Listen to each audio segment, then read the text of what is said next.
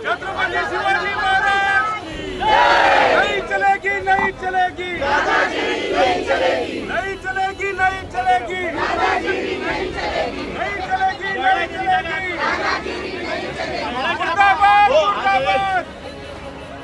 हिंदी भाषा सक्तीच्या विरोधात शिवसेना पक्षाच्या माध्यमातून मुंबईसह राज्यभरात तीव्र निदर्शने करून हिंदी सक्तीचं सरकार निर्णयाची होळी करण्यात आली। राज्यात पहिलीपासून हिंदी भाषेचा पर्याय सक्ती रूपातून बालमनावर मिळवण्यात येणार असल्याने मराठी माणसाच्या हक्कासाठी लढणाऱ्या संघटना आणि पक्षांनी विरोध केला आहे। यात काही निवडणूक कलाकारांनी मराठीची प्रखर भूमिका मांडली। या हिंदी विषयी राज्यभरात आक्रोश निर्माण झाला आहे। शिवसेना पक्षप्रमुख उद्धव ठाकरे यांच्या आदेशानुसार व युवासेना प्रमुख शिवसेना नेते आदित्य ठाकरे यांच्या सूचनाप्रमाणे रविवार दिनांक 29 जून 2025 रोजी मुंबईत विविध ठिकाणी निषेध आंदोलन करण्यात आले होते। शिवसेना विभाग क्रमांक 9 चे विभाग प्रमुख प्रमोद वसंत शिंदे, महिला विभाग संघटक पद्मावती मनोहर शिंदे यांच्या नेतृत्वाखाली चेंबूर रेल्वे स्टेशन समोर हिंदी सक्तीचा सरकार निर्णयाची होळी करून मराठी माणसाच्या एकजुटीची ताकद दाखवण्यात आली। यावेळी मोठ्या संख्येने महिला, पुरुष, शिवसेना पदाधिकारी व शिवसैनिक उपस्थित होते। या प्रसंगी शिवसेना विभाग प्रमुख प्रमोद शिंदे, महिला विभाग संघटक पद्मावती शिंदे, आमदार प्रकाश वातरपेकर, माजी नगरसेवक अनिल पाटणकर, नीलम डोळस आदीसह अन्य पदाधिकाऱ्यांनी हिंदी सक्ती विरोधात आपला रोष व्यक्त केला। या निषेध आंदोलन दरम्यान शिवसैनिकांनी घोषणा देत परिसर दणाणून सोडला। अरे आवाज कोणाचा? शिवसेनेचा। चालणार नाही, चालणार नाही, तिसरी भाषा चालणार नाही। ताकद कोणाची? शिवसेनेची। छत्रपति शिवाजी महाराज की जय। जय भवानी, जय शिवाजी। उद्धव साहेब आगे बढ़ो, हम तुम्हारे साथ हैं। मुंबई आमच्या हक्काची नाही, कोणाच्या बापाची, अशी घोषणा देण्यात आल्या। आंदोलकांनी महाराष्ट्र शासनाचा हिंदी संबंधीचा जी.आर. फाडून जाळला, त्याची होळी केली। ही भूमिका घेतलेली आहे।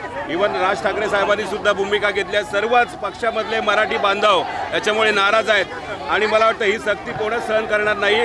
मागच्या दाराने तिथे हिंदी आणली जाते। हिंदी भाषेला विरोध नाही, हिंदी भाषा पण शिकली पाहिजे, इंग्रजी पण आपण शिकतो, परंतु जे बालमन आपलं आहे 1ली ते 4थी पर्यंत तिथे ही सक्ती नसावी आणि मला वाटतं ही मागणी जी आहे ती योग्य आहे आणि शासनाने त्याचा जो काही निर्णय आहे तो मागे घ्यावा, नाहीतर शासनाला घरी बसावं लागेल। आंदोलन कधीपर्यंत तुमच्या सुरू असणार? आंदोलन चालूच आहे। आता 5 तारखेला भव्य मोर्चा आहे मराठी माणसांचा आणि आंदोलन हे चालू राहणार आहे।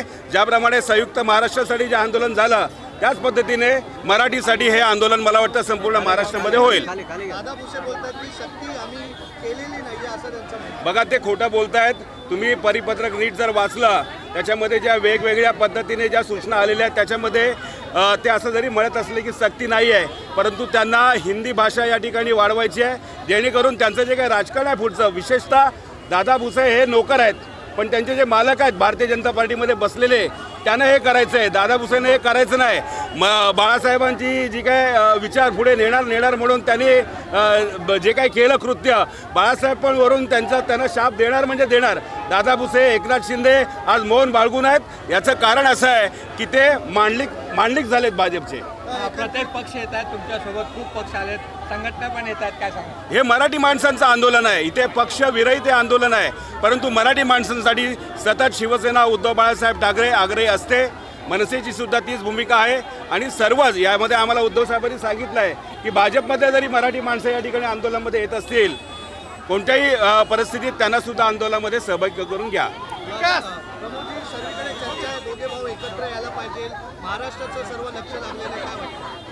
दोघे भाऊ एकत्र यायला पाहिजेत, मला वाटतं ही जनसामान्यांची भावना आहे आणि एकत्र येऊ नयेत यासाठी सुद्धा काही लोकांचे प्रयत्न सुरू आहेत, परंतु ते पुढे आपल्याला सर्वांना दिसेलच आहे। परंतु आम्ही आमचं काम करतोय मराठी माणसांची संघटना म्हणून, लोकांना न्याय मिळवून देण्यासाठी म्हणून शिवसेना उद्धव बाळासाहेब ठाकरे पक्षाचे सर्व पदाधिकारी, आजी माजी लोकप्रतिनिधी हे झटत आहेत। हिंदी भाषेला मुळात आमचा विरोध नाहीच आहे। आज इथे कित्येक वर्ष सर्व भाषे लोक गुण्यागोविंदाने या महाराष्ट्रात मुंबईत राहतात, पण ही जी सक्ती आहे ह्या सक्तीला आमचा विरोध आहे। आज ते म्हणतात की आम्ही सक्तीने 20 वर्गात 20 विद्यार्थी असतील तर मराठीच्या वर्गामध्ये 20 विद्यार्थी कसे असतील? आज हिंदीचे ह्या मुंबईमध्ये हिंदी भाषिकांच्या शाळा आहेत, कन्नडांच्या आहेत, उर्दूच्या आहेत, इंग्रजीच्या माध्यमाच्या, बंगालीच्या आहेत, 13 भाषाच्या शाळा या मुंबईमध्ये आहेत। आणि हे अशा असताना तुम्ही एखाद्या मराठीमध्ये त्याचे 3 विषय एका वेळेला पहिलीचा विद्यार्थी 3 विषय त्याला आत्मसात करणं मुळातही मोठी कठीण गोष्ट आहे। आणि भले ते म्हटले बसले की आमचा कोणत्याही प्रकारचा त्याला सक्ती नाही आहे, पण सक्ती नाही आहे तर अशा प्रकारचं परिपत्रक, जे परिपत्रक हे 2020चंच परिपत्रक आहे. त्यांनी पूर्वीचा जो 63-64चा कोठारी आयोगाला धरून जे परिपत्रक आज काढलं आहे, आजचं मुळात परिपत्रक त्यांचं हे 2020चं परिपत्रक दाखवत आहेत ते. म्हणजे नव्याने त्यांनी तो अहवाल जेव्हा आला होता, तो अहवाल आमच्या उद्धव साहेबांच्या वेळेलाच आलेला. उद्धव साहेबांनी तो अहवाल घेतला, पण तो अहवाल स्वीकारला नाही, तो अहवाल पटलावर आणला नाही. कारण त्याच्यामध्ये तेच होतं की हिंदीची सुरुवात होती पहिलीपासून, म्हणून तेव्हा त्याला तो विरोध केला होता. आणि बघा काय की प्रेमाने या राहत आपण सगळे एकत्रच राहतो, पण एखाद्या भाषेची सक्ती का नाही? हीच सक्ती तामिळनाडूत का नाही, कर्नाटकात का नाही, ही बंगालमध्ये का नाही, ही सक्ती गुजरातमध्ये? गुजरातचे तर अमित शहाजी म्हणालेत की અહીંયા तो सिर्फ गुजराती चालसे बेजू काही नव्हती. मग इथे सुद्धा मराठीत चालणार, बाकी कुठलीच नाही. महिला या सगळ्या निष्ठावंत महिला होत्या. हे सरकार जे आहे महायुतीचं सरकार, खोटं बोल पण रेटून बोल. उद्या उठून जर समजा सुनामी किंवा भूकंप झाला, नेगेटिव्ह गोष्टी असल्या तर आमच्या पक्षप्रमुखांच्या नावावर टाकतात. आपल्याला माहितीसाठी सांगते, एवढा खोटं बोलतात हे लोक. ज्या वेळेला अहवाल आला केंद्रातनं, पण तो अंमलात आलेला नव्हता आणि तो अंमलात आणला तो आत्ताच्या ह्या महायुतीच्या सरकारने. ती तारीख पण आदित्यंनी सांगितले. त्यांच्यातल्यांना कसलंही नॉलेज नाही. त्या गाव जे आहेत गायकवाड की कोण, त्यांना राज्यभाषा आणि राष्ट्रभाषा ह्याच्यातला फरक कळत नाही. बरं GR कधी पास झाला हे पण नाही. आणि एवढं लबाड बोलून सगळ्यांच्या मनावर बिंबवायचा प्रयत्न करतात. परंतु लोक काय आता अज्ञान राहिलेली नाही आहेत. महिला जास्त करून आल्या म्हटल्यानंतर महिलांना जास्त लक्ष द्यावं लागतं संसारामध्ये. आणि मुलांच्यावर, त्या मुलांच्यावर जास्तीत जास्त आघात होऊ नये म्हणून जास्त प्रमाणामध्ये महिला आलेले आहेत. आणि महिलांच्या बाबतीत बोललं तर विभाग क्रमांक 9च्या महिला ह्या अगदी निष्ठावंत आहेत आणि ह्या सगळ्याच्या पुढेही असतात. इथून पुढे आम्ही राहणार. 5 तारखेला तुम्हाला हे दृश्य दिसेल.